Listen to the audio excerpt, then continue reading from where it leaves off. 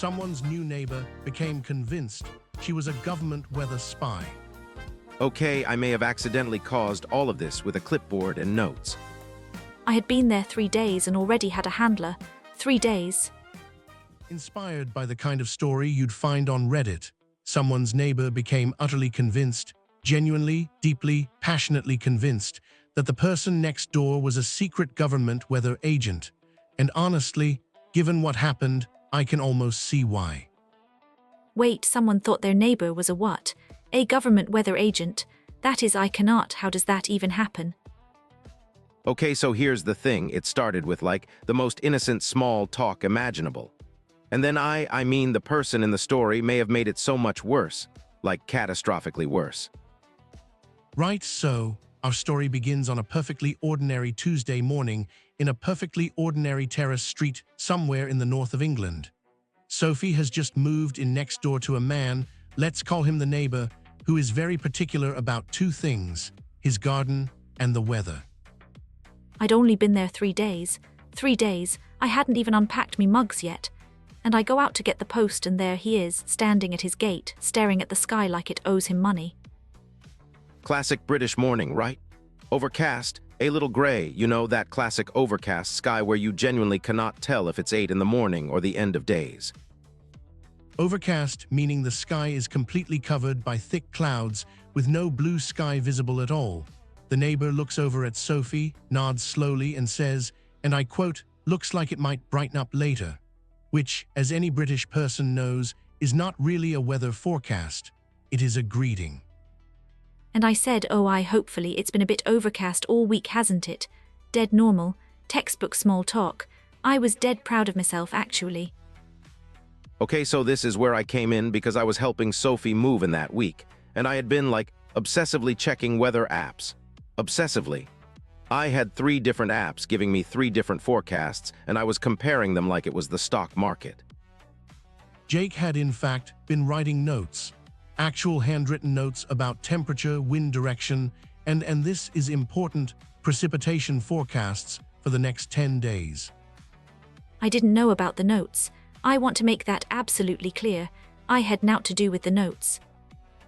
They weren't weird notes. Look, Sophie had a lot of furniture to move, okay?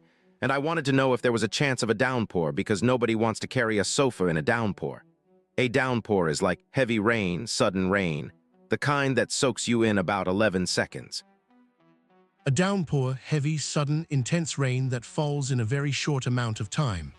The neighbor, meanwhile, had spotted Jake through the window, clipboard in hand, writing things down, looking at the sky, then writing more things down.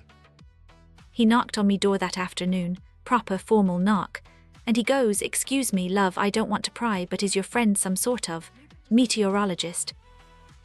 Which, okay, a meteorologist is a weather scientist, right?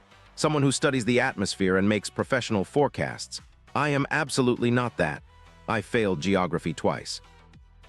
A meteorologist, a scientist who studies and predicts weather patterns. Sophie, to her credit, laughed and said no, he's just a bit enthusiastic. And that might have been the end of it, if Jake had not then walked up behind her and said, well, Jake, you tell them. Okay, in my defense, I had been outside for like 40 minutes and I was genuinely excited because the wind had shifted. And I said, the breeze has picked up from the northwest. There's a warm front moving in, should clear up by Thursday. And I said it like with confidence, like I knew things. He said it like he was briefing the Prime Minister. The neighbor's eyes went proper wide. A warm front, that's a weather term for when a mass of warm air moves in and replaces colder air, often bringing a change from gray, cloudy conditions to clearer skies. The neighbor did not know this. What the neighbor did know is that normal people moving house do not casually discuss warm fronts. He asked me dead serious, he goes, are you monitoring the conditions in this area? And I, like an absolute idiot, said basically, yeah. Because I was monitoring the conditions for the sofa. I wanted the ground to swallow me whole. I had been in this street 72 hours, and me neighbor already thought we were operatives. Over the next 2 days, things escalated. The neighbor, a lovely man genuinely, with excellent biscuits, began leaving little notes in Sophie's letterbox, weather observations, wind speed estimates, a hand-drawn chart tracking whether it had been muggy. Muggy, he wrote muggy with high humidity on a post-it note and put it through me door at 7 in the morning. Muggy means warm and damp and sort of sticky, like when you step outside and the air just feels heavy and clammy. Which, fair enough, it had been muggy that week. He wasn't wrong. Okay, so muggy is like, yeah, exactly what Sophie said, that gross, warm, humid feeling where your shirt just sticks to you. Genuinely one of the worst weather feelings. Worse than a downpour, honestly. Muggy, warm, damp, and humid, often uncomfortable. The kind of weather that makes everyone grumpy by 11 in the morning. Sophie was now receiving what was effectively a daily weather briefing from a retired man called, well, the neighbor, who had decided she was running some kind of local meteorological surveillance operation. And here's the thing, I didn't want to be rude. He was being so helpful. So I started saying, thank you, that's very useful, and smiling, which he took as confirmation. She accidentally became like his handler, his weather contact. I feel genuinely terrible about this, partially. The situation reached its peak on Friday morning. Sophie was leaving for work. The neighbor was in his garden, noting that the weather had turned blustery. Blustery, that's when the wind comes in strong, irregular gusts, not a steady breeze, but sudden bursts that catch you off guard. It was dead blustery, like my hair went absolutely everywhere the second I stepped out the door. And he shouts across, blustery this morning, gusts from the east. And I go, aye, proper blustery, isn't it? Just being polite. And I had made her a laminated card. I just thought it would be funny. It was a little chart with weather phrases on it so she'd know what to say back to him. I laminated it. He laminated it. He made me a laminated weather chat card like I was a contestant on a game show. I had it in me bag. I was using it. This is my life. Now the card, which Jake had, in fairness, put genuine effort into, included useful phrases, things like, there's a nip in the air. A nip in the air means a slight but noticeable coldness, not freezing, but sharp enough that you notice it and think perhaps a jacket was a wise choice. There's a nip in the air is like my favorite English expression, honestly. It sounds so cozy and dramatic at the same time. Like there's a tiny cold creature biting your nose. Which is kind of what it feels like. I said it to him. I looked at me laminated card and I said, there's a bit of a nip in the air as well, isn't there? And he got his little notebook out and wrote it down. He wrote it down. The laminated card also, apparently, included the phrase, it's closed in a bit, meaning the sky has become darker and more overcast, as if the clouds have moved in closer. A very natural British expression for when the cheerful morning sky gives way to something more threatening. It had closed in quite a bit by lunchtime, and he caught me coming home and I said, ooh, it's closed in a bit, hasn't it? And he nodded very seriously and said, I'll update my records.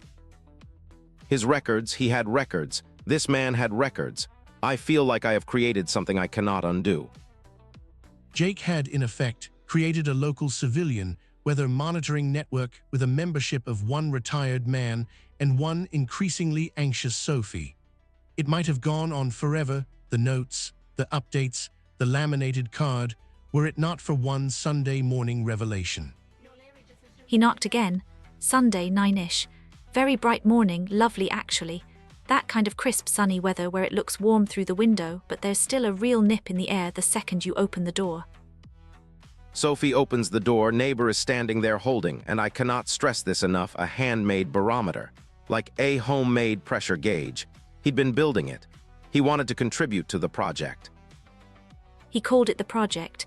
And I stood there in me dressing gown holding this man's homemade barometer and I thought, I have to tell him the truth. I have to come clean. Sophie explained, very gently, very kindly, that Jake was not a meteorologist, that there was no project, that the notes were for furniture logistics, that the laminated card was a joke that got out of hand. The neighbor was quiet for a long moment. What did he say? I wasn't there for this bit. I was hiding in the kitchen eating toast. What did he say? He looked at me very seriously and he said, that's exactly what a government weather agent would say. And then he gave me the barometer anyway and went home. He still believes IT. He still believes it, and honestly, I respect it. The man is committed. Sophie still lives in that house. The neighbor still leaves weather updates in the letterbox. The barometer is on the kitchen windowsill, and every single morning, when Sophie steps outside and the sky is a bit overcast, or there's a nip in the air, or it's closed in a bit, she checks it, because, well, it's actually quite accurate. It is dead accurate. I hate that it's accurate. I've become a weather person. I used blustery in a work email last week. Jake has done this to me. You're welcome, you now know so many weather words. This is basically free English lessons. The muggy and the downpour and the warm front. You're basically a meteorologist yourself now. I am absolutely not right, fine. Right, maybe a little bit. Don't tell him next door or he'll promote me. And that is where we leave today's story, with a barometer on a kitchen windowsill, a laminated card somewhere at the bottom of a handbag, and a retired man's unshakable faith in his neighborhood weather intelligence network. If that made you laugh or cringe, probably both, let's be honest, drop us a like. It genuinely means the world and it helps more people find the show. Follow us so you never miss another story like this one. We're here every day with proper embarrassing tales and dead useful English along the way. Subscribe to English Through Stories, new episodes every single day, and every episode comes with vocabulary you'll actually remember, because it's stuck inside a story you cannot unhear. See you on the next one, and maybe check the forecast before you move house. Did this make Just you a laugh? tip. Drop us a like. Hit follow and never miss a story. Subscribe to English Through Stories. Find us on YouTube, TikTok, Instagram, and Facebook. See you on the next episode.